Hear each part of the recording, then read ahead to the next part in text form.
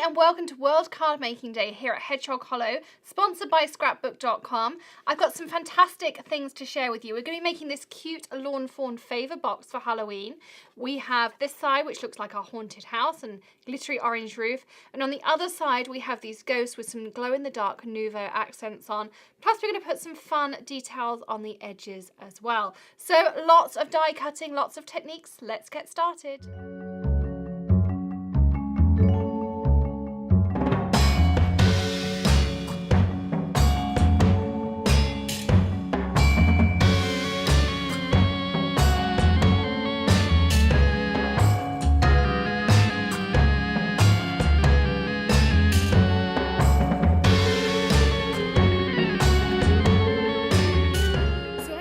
Cut a few pieces for my lawn fawn box, and I have already cut two cute cobwebs out of some orange cardstock. I did one first of all, and then I ended up doing a second because I had some cardstock left, and quite often I then slip the extras back into the envelope if I need them. I also cut out those spiders there that you can see using some glitter black cardstock as well, so they can either dangle off the cobweb or be a little bit different. I used the Haunted House add-on for the favour box.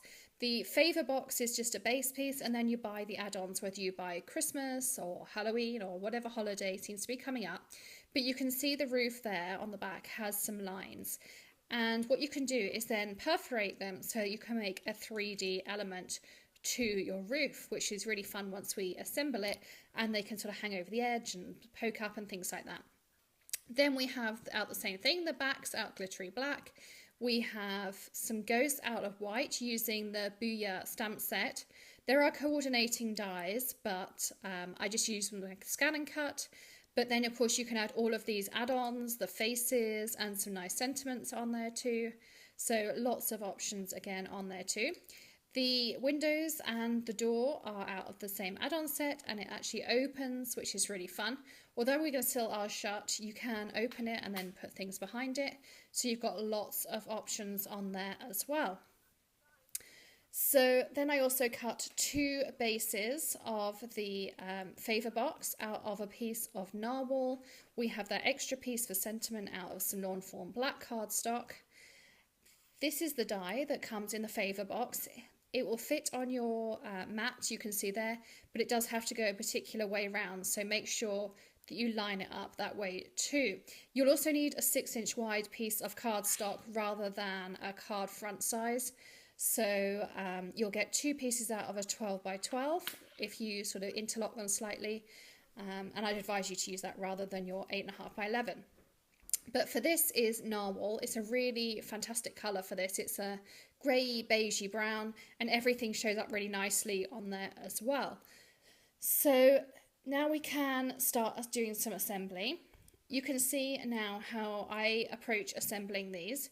I work out how the pieces go together. So whenever I have a 3D object, I try to assemble it with some temporary tape first of all, and then I stick it down perfectly afterwards.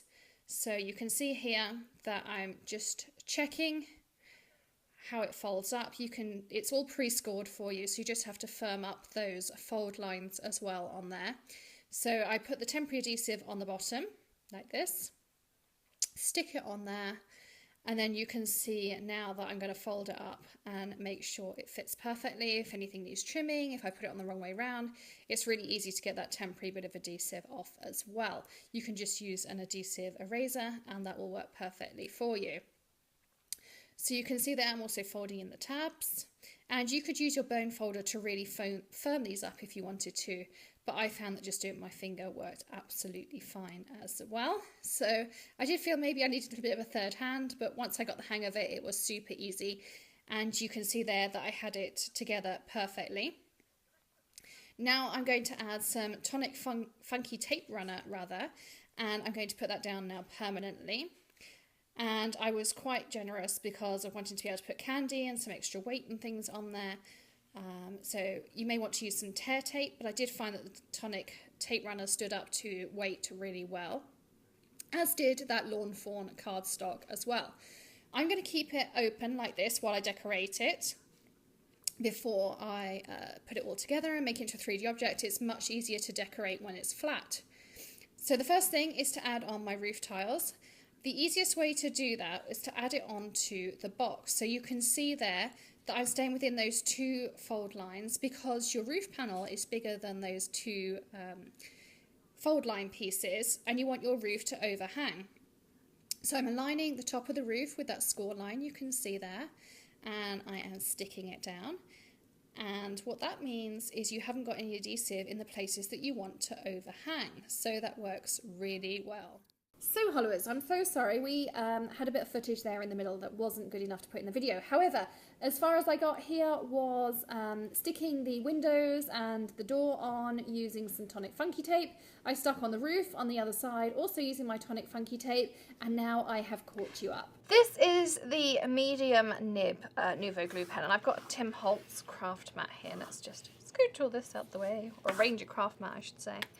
And what you do is you just pump, and it has a chisel nib a bit like a highlighter. We'll just keep pumping until some glue comes through. And I have to find the medium one is probably the most useful. I've got a fine one, I have the chunky one, but I probably use the medium more than anything. Hence I needed a new one.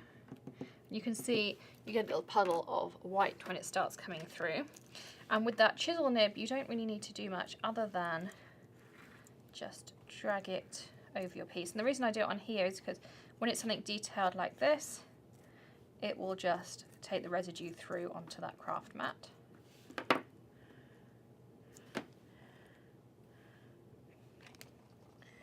And we're going to stick that on there. Like so. I'm actually going to use, oh, we're moving, but it dries clear, so if you get any extra, you're absolutely fine. I'm going to use my little wallpaper roller here to press it down even more firmly. And this is great for really detailed die cuts.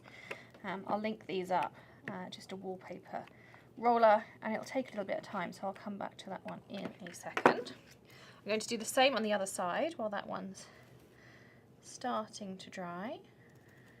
And of course, if you get any smudges, you're going to stick your spiders on one. You know exactly where you can stick your spiders over any areas. As I say, it does dry clear, so you won't actually notice it at the end. And again, I'm going to align that corner here. And I'm going to start pressing it down with my roller. Now the other thing you can do is run this through your Big Shot, and you'll find that pressure is enough, or put your Big Shot plates on top of it while it's drying, but it's already starting to stick. And these rollers are great just to have around. There we go. So that one's done there.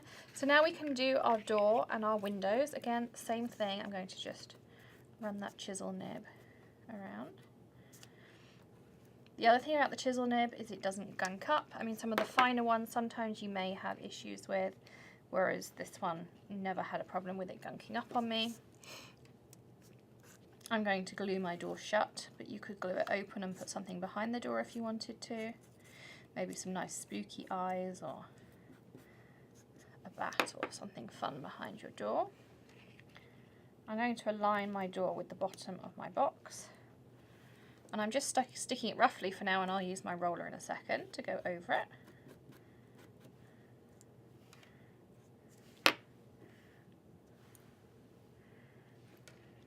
And I'm not going to align my windows. This is a haunted, spooky house. Nothing is even. So again, just going over my windows. I'm going to go over my door. A couple of areas on there I can just see lifting a little bit. So you can see on there. So that's our first part. The next thing we want to do are our ghosts that are going to stick on here, I'll sit on here. I think I'm going to do the two that kind of almost talk to each other like this and have them almost like they're having a conversation. So because I pre-cut them, if you ever pre-cut something and think, well, how now do I do anything with it? I'm going to again use some of that temporary tape runner, and I'll link up the ones that I use. I stick them to a craft mat or a scrap piece of paper like this. And that means they're not going to move when I start stamping, which I think is quite important. I already have my block here, and my MFT Hybrid Black. And I'm going to do one with fangs, and I'm going to do one with these eyelashes. They're really sweet on there. I think one needs a little bow tie, and the other is going to have maybe a flower in the hair. So we'll do a girl and a boy ghost talking to each other. So here's her eyelashes. I'm going to stick these back on the packaging. These are the fangs.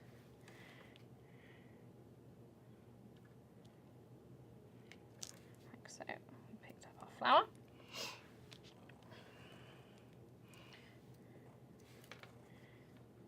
I'm going to put a little flower in her hair. So sweet. And we'll give him a little bow tie.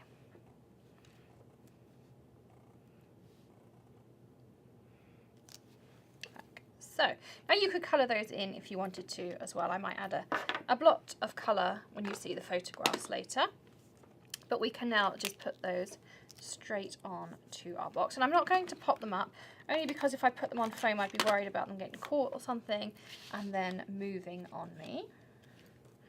So let's do that. I'm just using my tape runner to pop them on there. There we go. Like so. So you can see there how cute they are. You can see our little girl and boy, and let's just grab those pens. So we'll go a pink. So I've got a pink and a blue here, and all I'm going to do, you could use any pens just because my Copics happen to be sitting there. I'm going to fill in his bow tie,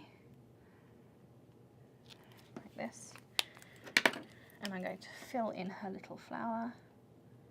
And because I used that hybrid ink, it wouldn't matter what pen I decided to fill them in with.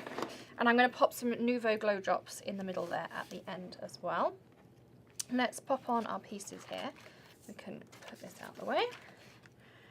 So again, going to use that Nuvo pen.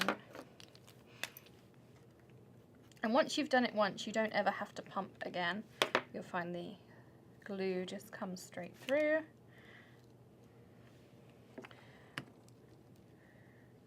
And you can see how my spider wants to move himself around, so I will put him under some weight in a minute. I'll get my fingers in there. Give them a really good press down. It's for about 10-15 seconds. You can see he's already stuck. He looks like he's hanging out my web. And on this side we'll add our little Spidey girl or friend. I don't know, something about her makes her seem to me like a little girl spider. And again, we'll put her down there and just wait a few seconds. So that's most of our scene built. I've also got these really sweet little bats. If there's such a thing as a sweet bat, I think there is.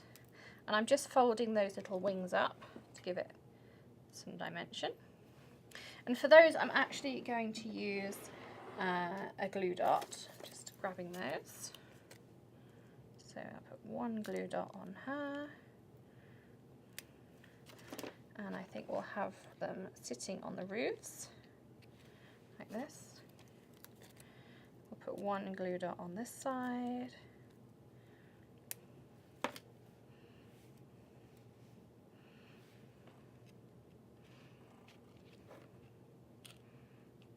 Like that.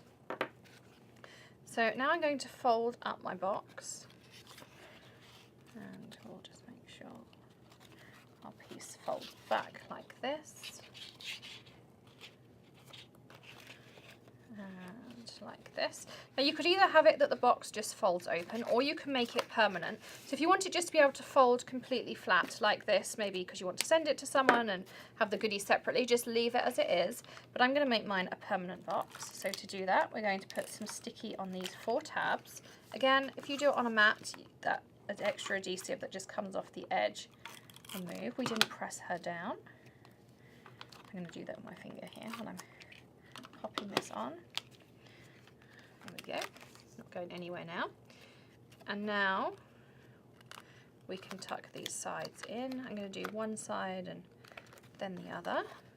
So both the fronts, both the backs, and I'm going to stick my Spidey girl on again because I forgot to press her down, so of course she hasn't stuck. And my glue is dry because it's really quick to dry. Of course they rely on an operator that does it appropriately. There we go, so there's our little finished box piece there. And I'm going to just add some tape on top of, on top of that. So that she sticks on there. Then to do your sides up, you're going to want to pinch them together like this and pop it on. The same on the other side, and then we're ready to do our sentiment. So there's our finished little box, so sweet. Look there, you can see. So let's now do our sentiment. So I had that piece of black cardstock from earlier, and we've got some great sentiments in this set. So we have Ghoul's Night Out, Hey Ghoul Friend, Happy Halloween, Happy Haunting, and Booyah. So I think I'm going to do Hey Ghoul Friend. That's a really sweet one. I've already got my piece of black cardstock, and I'm going to stick that down as well for a second. Like so. Use a longer block like this. Already have all my bits and bobs here. So I have my powder tool, my VersaMark,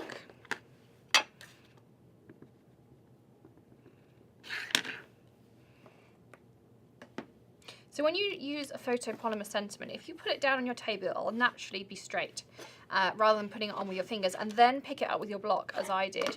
You'll find you get a much straighter and better result at the end. So I'm just going to pick that up for there. And I have that Wow glow-in-the-dark embossing powder here that you've seen me use before. It shows up great on black, or you may have seen the other day on white. I used it as well.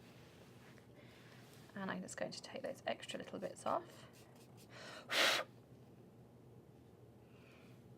But of course we'll show you some glow-in-the-dark pictures at the end.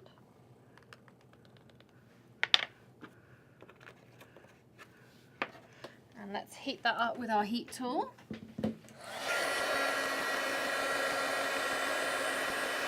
So it does show up if you bring it up to the camera. Actually, I missed a little bit just there. Happens to us all.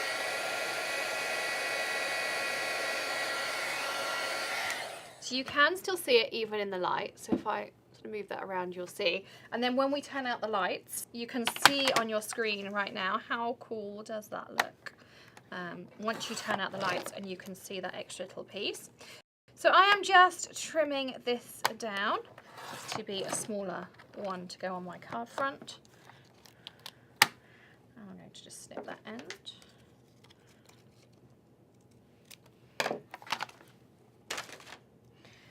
And now I'm going to work out where I'm going to put it. So I'm going to slither this down a little bit more. I mean, you could use a die to cut this out if you wanted to. But I tend to just use my paper trimmer. And this is an awesome paper trimmer. This is from EK Success. And I've had this for 10 years. This is the second one I've bought. The first one got damaged in our move, so I had to buy a second one. But I have never found another paper trimmer that I like as much as this one. We'll trim those pieces down. And I'm going to trim edges even tighter. I'm wondering if we're better off putting it on the roof. Doesn't quite fit on the roof. So we'll just trim it nice and tight to the D and the H.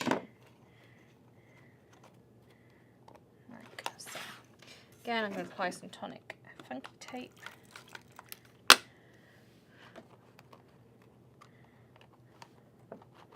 And there we go. So here, we'll just put our little roof down over the top a little bit. We'll stick that up on that side. So there you can see our finished box. On your screen right now, you can see some fab pictures we took of this box in the light and the dark as well. Plus those Nuvo drops that I added to our little ghost, the glow drops. They're really fun. I've also linked up in your top right hand corner right now the video I did using those glow drops the other day. So much fun to work with, something really different again. And I love these touches for Halloween and throughout the year just for something a little bit different. So thank you so much for joining us for Hedgehog Halloween. I hope you've enjoyed today's project. All your links are below the video, as is a link to the blog post with all pictures that you can add to your Pinterest account or save. Please feel free to share this video with your crafty friends as well. We'd love to see them here at Hedgehog Hollow as well. Plus, don't forget to hop on over to the blog to enter our scrapbook.com exclusive World Card Making Day giveaway. Thanks so much for joining me here today at Hedgehog Hollow with scrapbook.com. I hope you enjoyed all these pictures on your screen. They are all available as pinnable images on the blog too. I will see you again very soon for some more inspiration. Happy stamping. Bye!